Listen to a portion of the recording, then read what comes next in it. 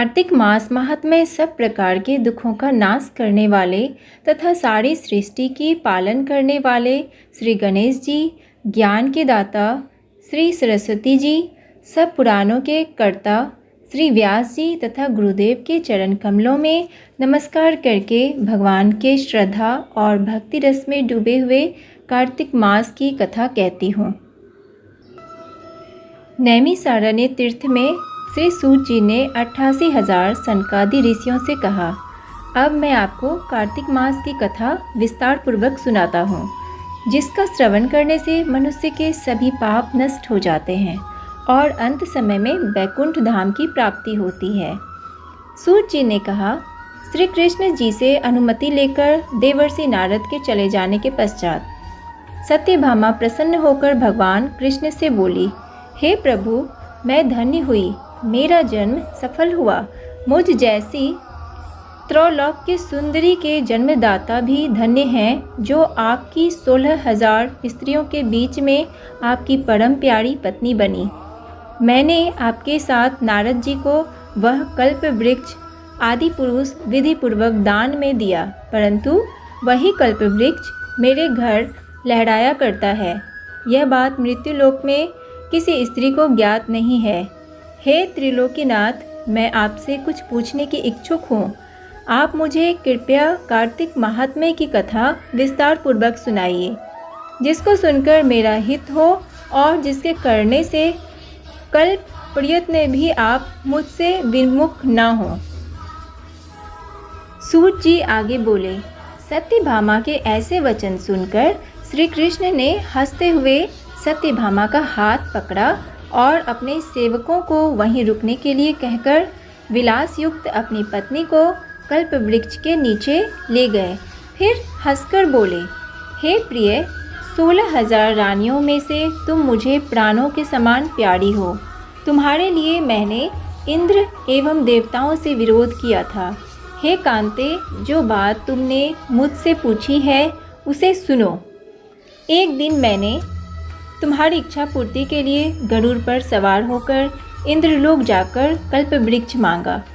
इंद्र द्वारा मना किए जाने पर इंद्र एवं गरुड़ में घोर संग्राम हुआ और गौलोक में भी गरुड़ जी गौओं से युद्ध किया। गरुड़ की चोंच की चोट से उनके कान एवं पूंछ कटकर गिरने लगे, जिससे 3 वस्तुएं उत्पन्न हुई। कान से तंबाकू, पूंछ से गोभी और रक्त से मेहंदी बनी। इन तीनों का प्रयोग करने वाले को मोक्ष नहीं मिलता। तब गौओं ने भी क्रोधित होकर गरुड़ पर वार किया, जिससे उनके 3 पंख टूटकर गिर गए। इनके पहले पंख से नीलकंठ, दूसरे से मोर और तीसरे से चकवा चकवी उत्पन्न हुए। हे प्रिय, इन तीनों का दर्शन करने मात्र से ही शुभ फल प्राप्त हो जाता है। यह सुनकर सत्यभामा ने कहा, हे प्रभु, कृपया मुझे मेरे पूर्व जन्मों के विषय में बताइए कि मैंने पूर्व जन्म में कौन कौन से दान, व्रत व जप नहीं किए हैं। मेरा स्वभाव कैसा था, मेरे जन्मदाता कौन थे और मुझे मृत्युलोक में जन्म क्यों लेना पड़ा। मैंने ऐसा कौन सा पुण्य कर्म किया था जिससे मैं आपकी अर्धांगिनी हुई।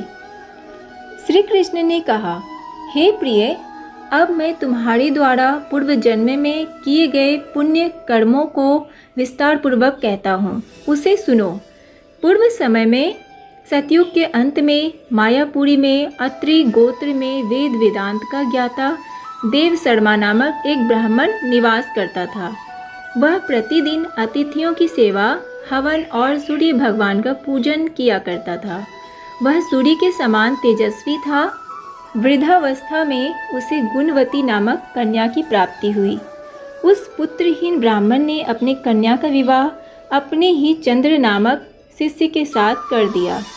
वह चंद्र को अपने पुत्र के समान मानता था और चंद्र भी उसे अपने पिता की भांति सम्मान देता था।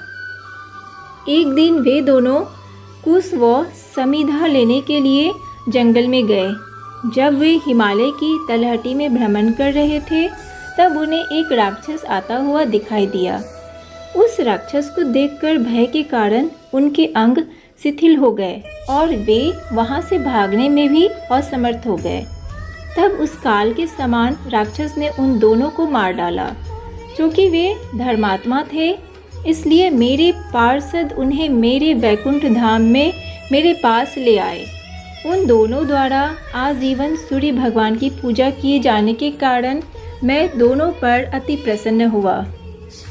गणेश जी, शिव जी, सूर्य व देवी, इन सब की पूजा करने वाले मनुष्य को स्वर्ग की प्राप्ति होती है।